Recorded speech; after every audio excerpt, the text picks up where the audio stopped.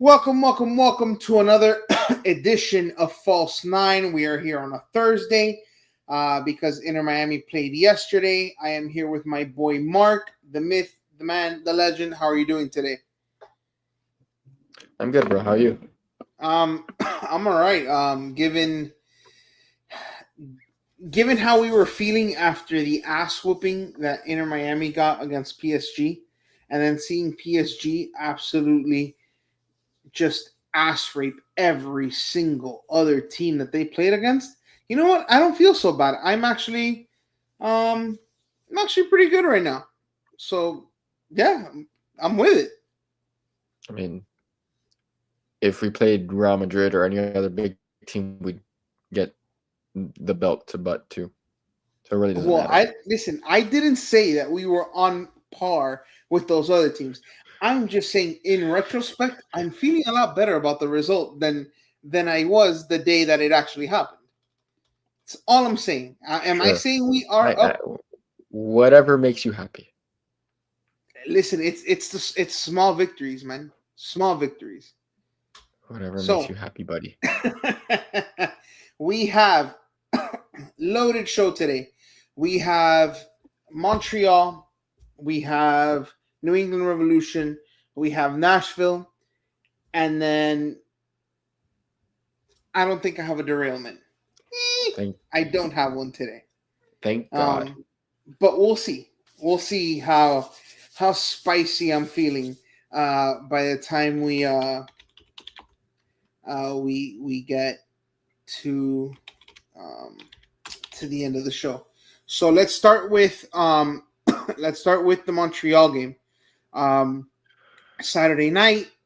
Um, you know, everyone's rocking and rolling. Uh, Tell me what you saw against against Montreal. Uh, a really bad Montreal team who at home were probably gonna try their best to eliminate the fact that they're at the bottom of the table in the Eastern Conference and try to take it to us. They got on the board rather quickly, which was very unexpected. Messi helped them. He's like, "Here, just have this, so you guys don't like fold over in the first half and let us walk through you." Um, Passed it right back to Owoso, who just puts in the back of the net. Mm-hmm. Really wasn't worried, to be honest. Miami Really? kind of Okay. Miami kind of Okay. was able to control some of the game, find passages of play. They were able to get down into the box. Nothing coming as of 20 minutes. But you can tell that the game was very far from over. If Montreal was happy to sit back and just try to defend, but they weren't. Um, at times, and at times when they did sit back and defend, Miami made them pay, drawing them back into their deep corner or pinning them in the box, and then their only outlet was Owoso. But he got free a couple times, and credit to the defense of Maxi Falcon, um, stepping up there, making some good clearances, good headers, retaining possession. And Mm-hmm. then Inter Miami strike as Messi plays the ball into Allende and takes a touch on his left foot towards the goal. Another touch in to set him up, and he puts it near post from outside the box. So very good shot from him. Good to see Allende getting on the score sheet. Needs it for his confidence. The team needs it. So at that point, it's 1-1. You can kind of tell that Inter Miami are really gonna go for it at this point.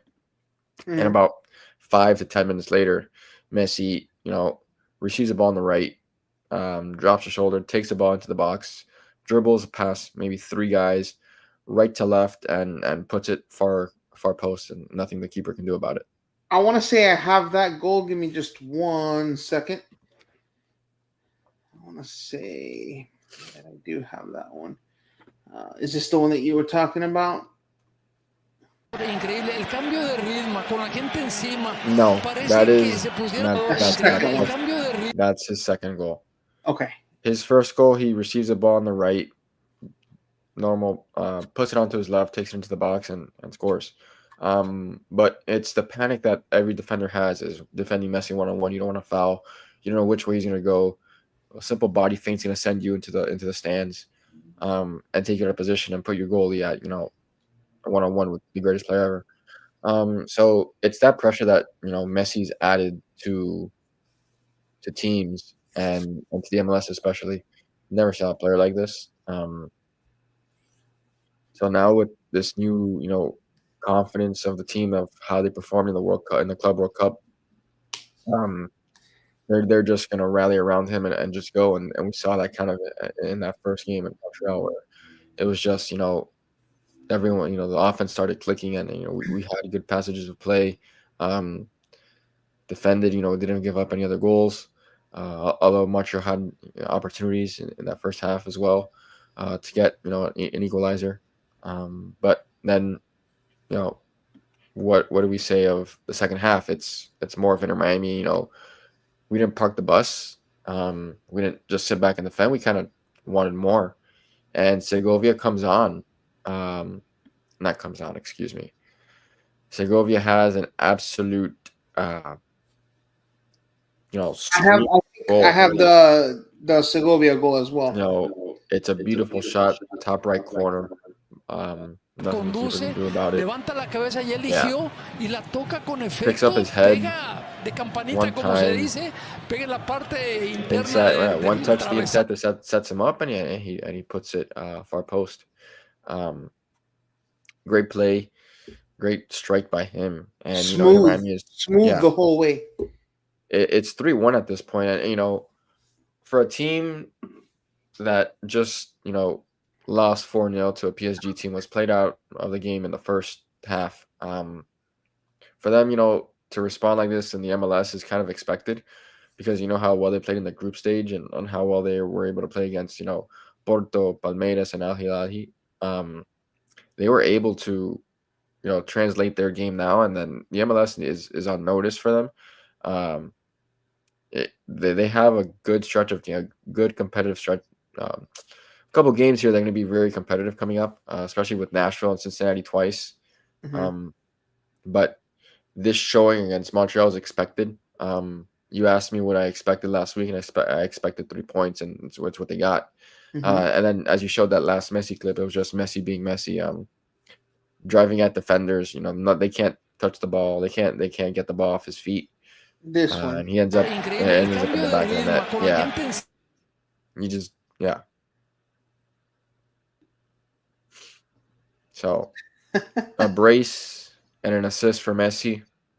And then the boys come back home, and they got a Wednesday night game against New England up in the turf. But really solid performance for the team, and it's something that it's going to be expected from this team going forward. It's results like this, games like this, where you're able to win on the road, no matter the opponent, and because at the end of the day, there are 3 games. They have 3 games in hand to the 21 that everyone else in the East has, and if they can compile the points and things like that, this team may end up in first place when it's all said and done. Yeah, I believe that if they win all their games that they have in hand, I think they're up on Philadelphia by 2 points. I believe, if my math was right. It typically isn't. I'm terrible at math, but I think that's the position that they were in. So a comfortable 3 points against Montreal after a little bit of a rocky start. Like you said, the team just dominated after that 5-minute WTF kind of start. But, 3 points, like you said, on to Wednesday. The reason why we're having a Thursday show against New England. The return of one of our favorite players, a player that we took hard losing in Leo Campana. Mm-hmm. And what did you see against Leo and the New England Revolution? This game was a little, the scoreline doesn't depict it maybe, but there was some shaky moments for the team in this one. Ustadi was big in moments. Ustadi was big in moments, and he's been big since the Club World Cup. So it's, we saw Baltasar Rodriguez, off early and often try to find his shot, try to find his groove offensively. That's what I was gonna say. He was cheeky early. He was really going and taking a shot. And I'm fine with that. Fine if we can find another goal scorer, another creator with what we have already. It just adds another dynamic to this team.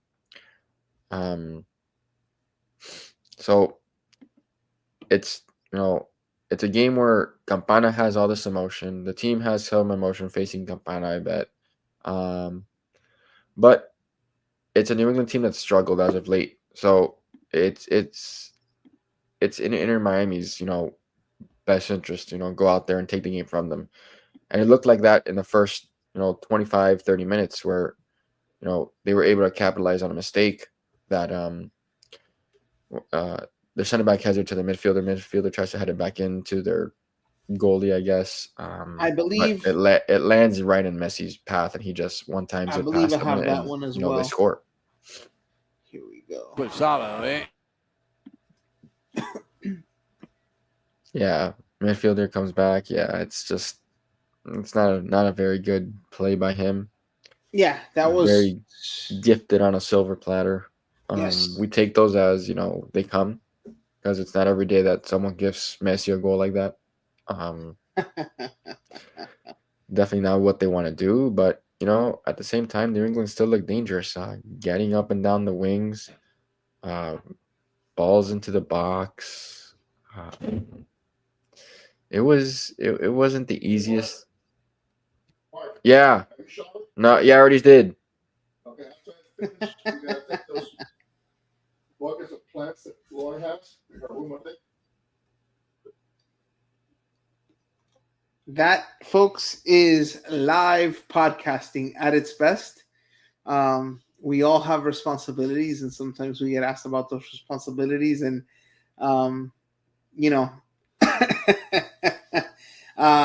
that's one for the blooper reels. I'm sure Mark had taken care of something, so we'll wait for him to get back. But I agree. I think that this was a game that, like he said, the scoreline doesn't really give the whole story. Um, I saw comments on Twitter watching the game that maybe New England Revolution could have been up 2-0, and we were up 1-0 off of that gift. Ustadi was big against New England as well. Mark mentioned, since that Club World Cup, the entire team has kind of been. It looks like they got a little bit of a different swagger, given the level of competition they faced in the Club World Cup, and I guess the results from that gives them the confidence to come back into MLS regular season play and kind of not be intimidated or overwhelmed at times like they seem to be against that MLS competition. Go ahead, Mark. I'm sorry I had muted you. No, I don't know. I'm sorry for that. It's okay. It's I like don't even know where I was. Podcasting. New England, was looked at times dangerous. Yeah. And I stated that a lot of people had said that New England could have been up 2-0. Yeah, they could have equalized. Yeah, they could have been up 2-0. They could have equalized the game. But they didn't. And then, right, 10 minutes maybe before halftime, Busquets finds a beautiful run by Messi. It's a beautiful pass that it's right onto his foot. All Messi has to do is just finish it. And he did. Have it here. So,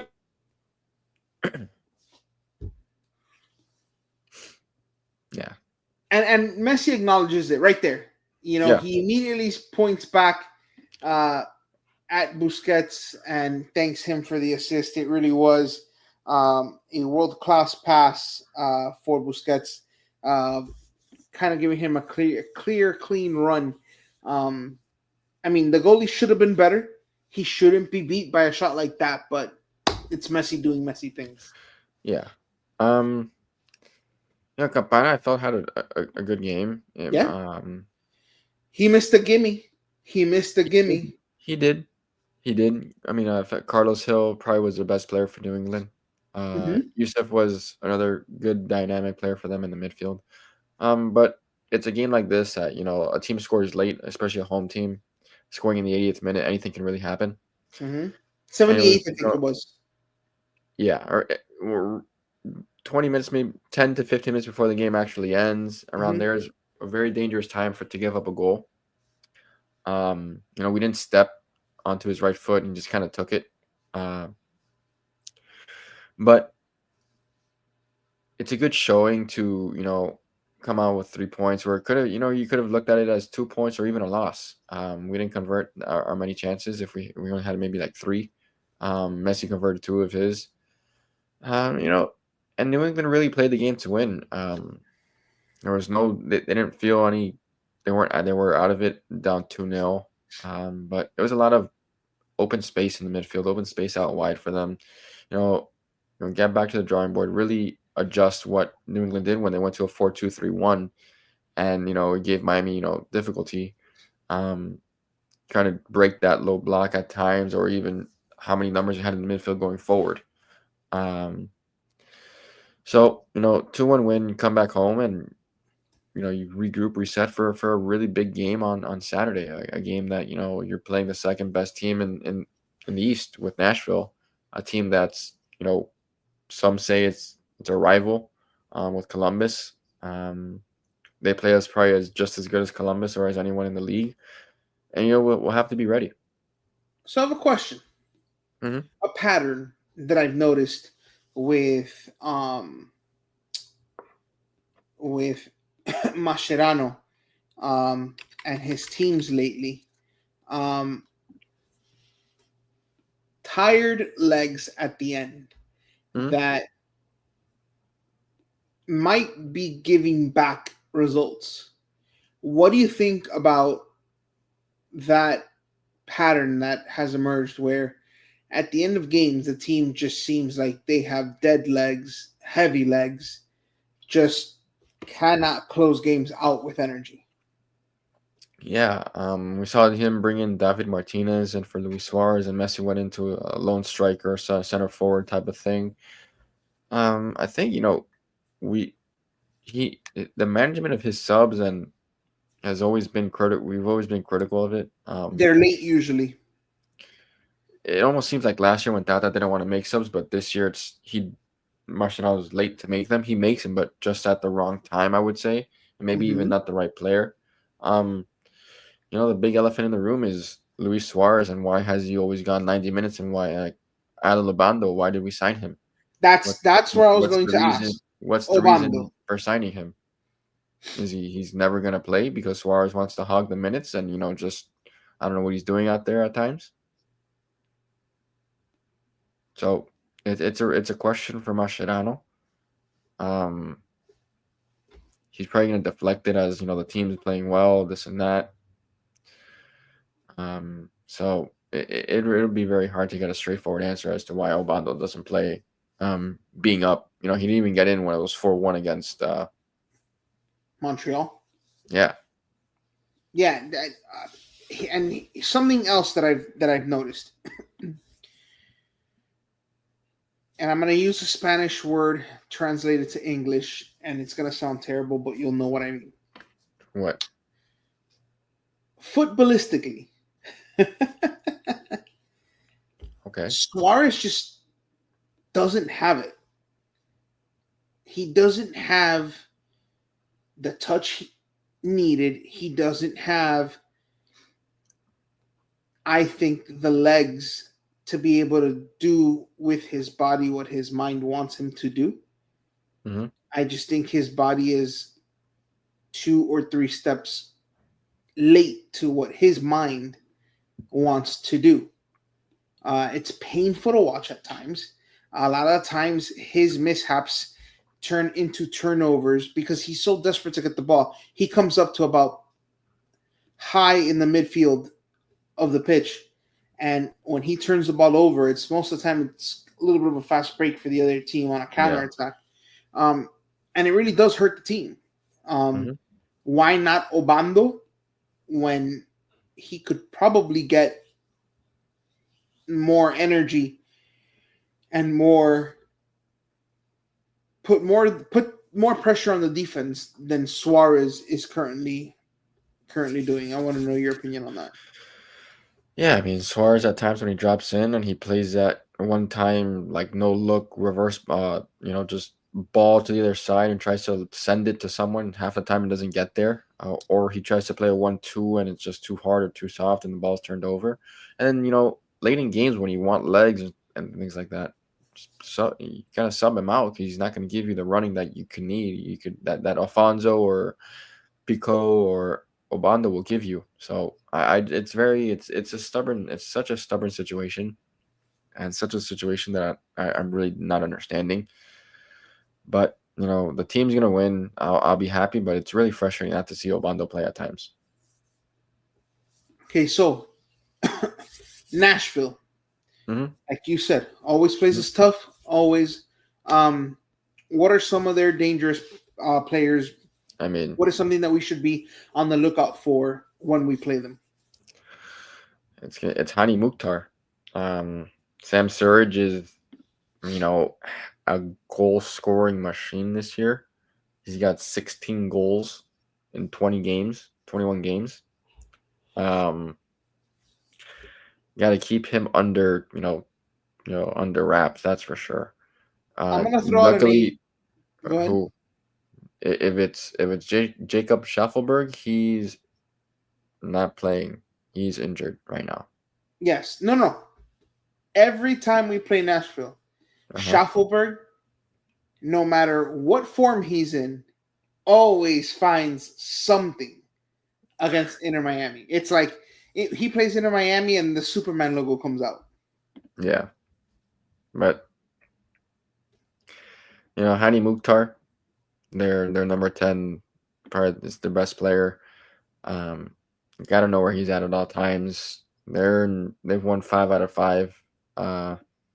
Coming with really, really, good form. It'll be a good game. I'm expecting a really, really good game. All right. So I want to move on. It's not really a derailment. I just have a few questions for you. The Gold Cup finishes. Mexico wins.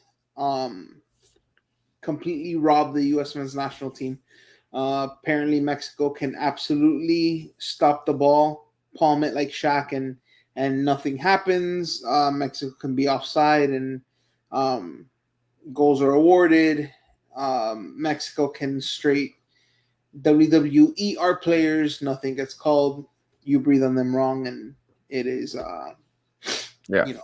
8 red cards to the team. But something interesting that happened in the semifinal with the same player I mentioned earlier.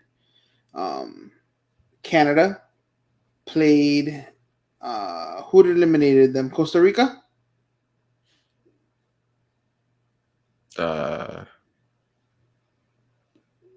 No. Guatemala. Guatemala. Schaffelberg picks up a yellow.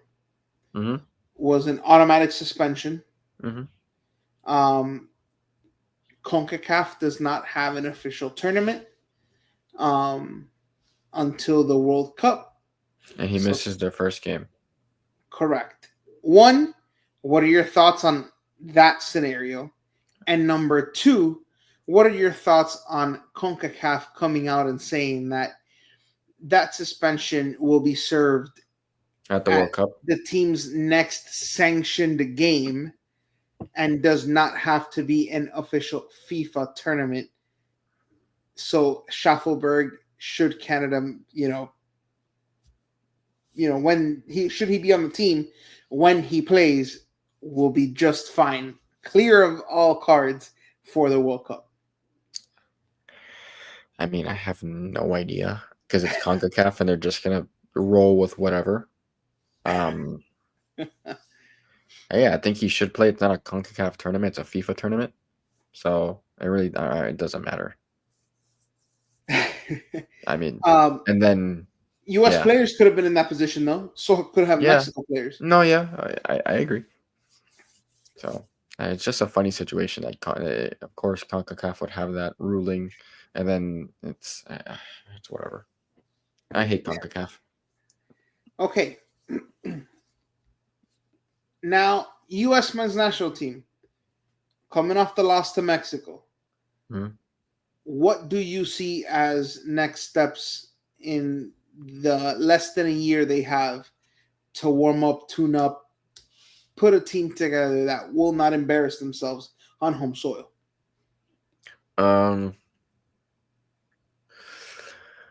Two things. I'll just keep going. First thing that I noticed is Chris Richards is your center back one above all. 100%. Head and shoulders above everybody. There's head and shoulders above everybody else. Two, he has a strong argument for being the captain of this team. He has a strong argument for being a captain of this team. I can see it. Him, Tyler Adams, maybe that's it. I don't think Tyler is in the Ream, running for captain. I think it's between those three. I would And not what was the third be one? opposed.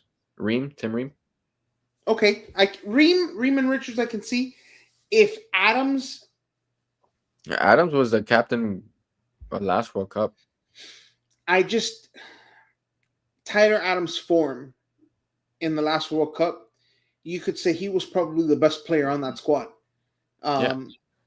The best two-way player. Problem is he's not that player anymore, or at least hasn't been for the national team.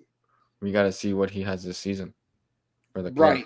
It's big because in order for you to be the captain, in order for Tyler to be the captain, he has to be, and we'll bring it back to Inter Miami terms, he has to be our Gregory.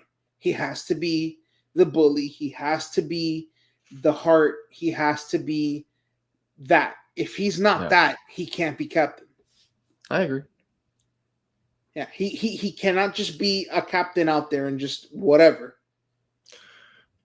So, from that point, I feel as if there are a couple locks from this Gold Cup team onto this World Cup team, I think. Okay. One of them being, well, we're going to go, obviously it's Chris Richards, Diego Luna, both will be on the team. Yes. I have a feeling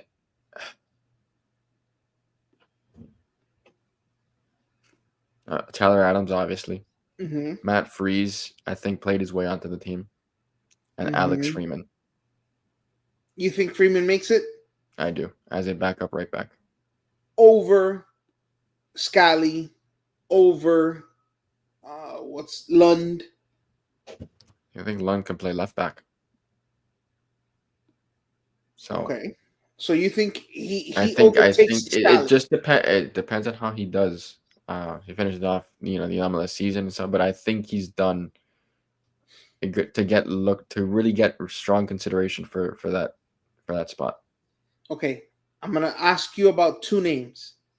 Okay. One of them is a running joke. One of them is a serious question. Is one of them Ajiman? Okay, that's the running joke. Get off my team, never come back. Number two, and I think you hit it on the head. Daryl Dike, he cannot for the life of him control a soccer ball at his feet. He cannot. Who? Which one? Both of them or Patrick? No, Agmeyan. Oh, he's your back to the goal type of player. He can't receive. He can't receive the ball. He can. Well, if he receives it, he's just gonna hold it up because he's such a big body. Whatever he does with Derby, or wherever, I think he signed with Derby County. County. Whatever he does during this club season, it's gonna be very, very, spotlighted in his, resume for the World Cup team. The next name. Go ahead. No, go. The next name is serious. Okay. Malik Tillman. What are your thoughts on him? Yeah, he impressed me. Really impressed me this tournament. He's got the clear-cut favorite to start at the attacking mid position, with Pulisic and way out wide, or it's Pulisic on the right, Diego Luna on the left, and Malik Tillman in the middle. See, here's the thing. I think Tillman's done enough. I think he had a wonderful Gold Cup.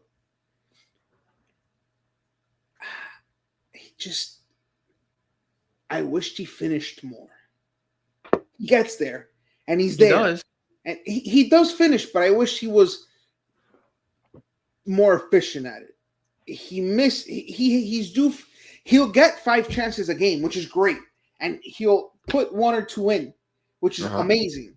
Mhm.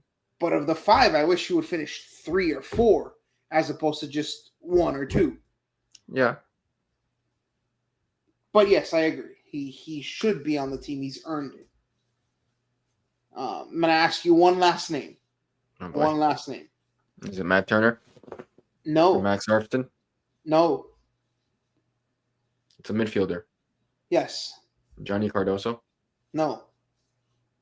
Oh, okay. Go. Giovanni Reina.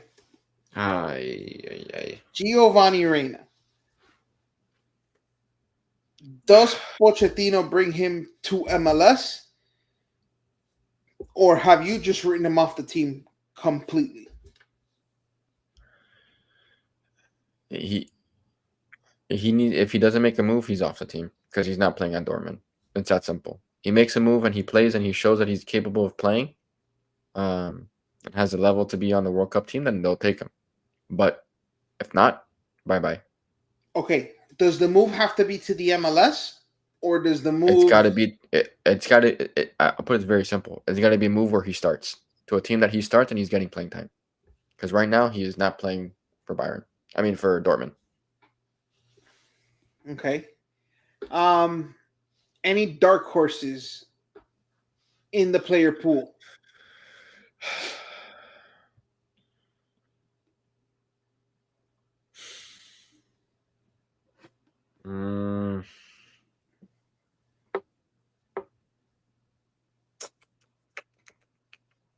I have not a dark 3. horse, but we can probably see Pepe again. Who else would be a dark horse?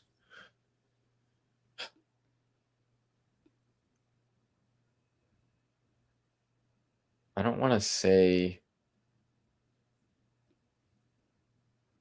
Lund or Scally because I think they'll both be on it.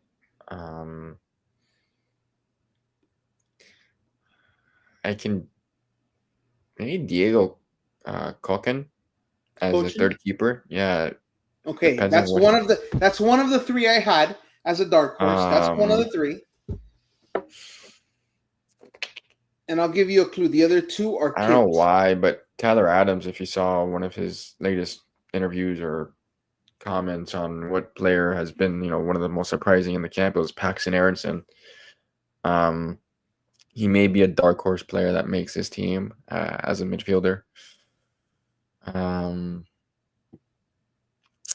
Maybe I don't know. I would say those 2, 3, 4 that I named. Okay. My 3 names are kids that if they can mature. Jack McGlynn? No. I'm talking about kids. Oh boy. 1, coaching, that's 1. 2, Caleb Wiley. Given our lack of reliable defenders, he is 1. And the other one is at another troublesome spot, forward, and he plays for your favorite team's academy. And that would be K-Roll Figueroa. Those are the 3 names that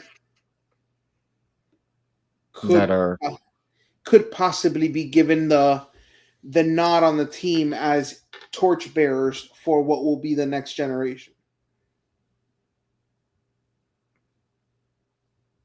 We'll see. Caleb Wiley's at Chelsea. He's probably going to get loaned out again. We'll see. K-Roll is in the Liverpool Academy. I mean, yeah. Max Arfson is probably another name to look out for. Listen, Max Arfson, you had walking home with no shoes on.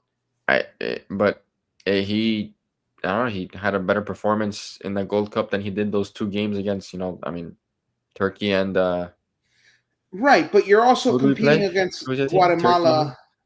It was Turkey and whatever. Switzerland. There you go. I mean, but that's what I'm saying. You're playing the likes of Guatemala. You're playing the likes of Trinidad and Tobago, as opposed to Switzerland, and Turkey. So he got, and to borrow a term from Shaquille O'Neal, against Turkey and Switzerland, barbecue chicken. Yeah, he did. Barbecue chicken all day. And then you take a step down, and all of a sudden, okay, he's got potential. So we need to see those against. I think we need to see more from Pochettino as well in terms of A tactical adjustment. Yeah. Tactical adjustment, game plan, all that stuff. Yeah, no, I agree. I mean, there's less than 365 days to the World Cup. Much less. You're looking at maybe, I think you might be under 3 now. So I think you might be under 3. Not completely sure, but I think you might be under 3 now. It's close. June 11th. Let's see. 3:30. 3:30. We are about 330 away. Hold on.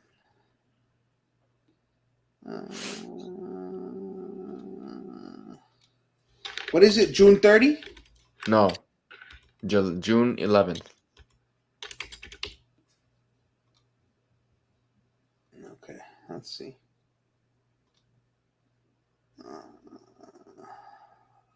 What the hell?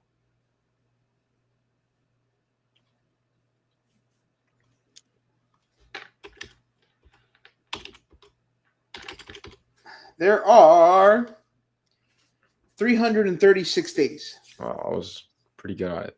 Yeah, 336 days Okay, until the World Cup. Is there any? I want to end the show in a certain way. Is there anything else you want to add before we do? There's been a lot of talks of Inter Miami very close to signing Rodrigo de Paul. Mm-hmm. I think he'd be a tremendous asset to this team. I think he'd be the second best player. I mean, a box-to-box midfielder who's going to run, who's going to play passes, who's going to defend, who's going to be Gregory, but a lot better. He's got the heart. Correct. Yes. He's Messi's bodyguard. So yes, it'd be very interesting to see if this signing gets done. Which it seems like there's signs you'd have pointing to buy to someone it. down. There's signs being pointed to it being very close and things like that. So we'll see. He'll only fit as a DP. They'd have to buy someone down. We'll see. See what I mean. I'll let the man. Chris Henderson was a genius at that. We'll see what the Barcelona guy, huh? Hoyos. We'll see what Hoyos has. Okay. Before we get out of here, this past weekend, we learned of some sad news. A player from Mark's favorite team, unfortunately, had a tragedy happen, and he passed away. Diogo Jota, of Portugal and of Liverpool, tragically lost his life in a car accident. Before we get out of here, not only did I want to at least mention it and kind of, give him the respect he earned in his life, but I also wanted to give Mark an opportunity, him being a player on his favorite team, to kind of say something about it. Oh yeah, just tragic for Jota and his brother Andre Silva, not who shouldn't go unmentioned as well. But Jota as a player, life and energy on the pitch, scored goals for us. Did a little bit of everything. If he started, if he didn't start, always showed the player he was on the field, off the field. It's now a team with Liverpool that Liverpool will rally around this. His number 20 will never be worn again, which is a tremendous honor by the club. And they'll play with heavy hearts this season, especially that first game.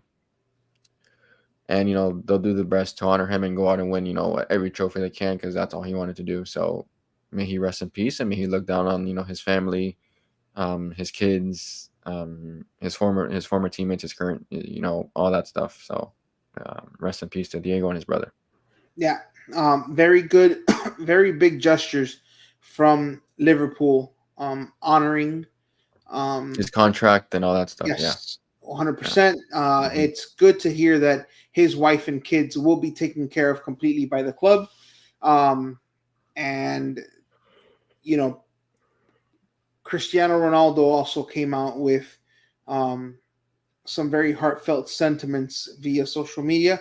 And I don't doubt that his family will be looked out by the entire Portugal family as well as the Liverpool family.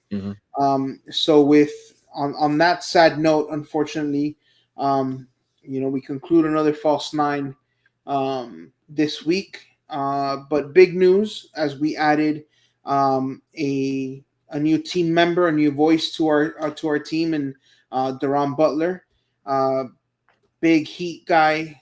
He will be heading up our Heat coverage here on Kendall Sports Network. He's very, very good. Keep an eye out for him and his content. Dolphin Chronicles looks like it's going to start revving up and should be ready to go for the first preseason game, if not during training camp. Hurricane Warning also looks like it's coming back for a second season, also starting to rev up. For everyone here at Kendall Sports Network, for Mark, for me, Alex, Duran, and everybody, we wish you guys a great, safe weekend and go Inter Miami on Saturday. Have a good one, guys.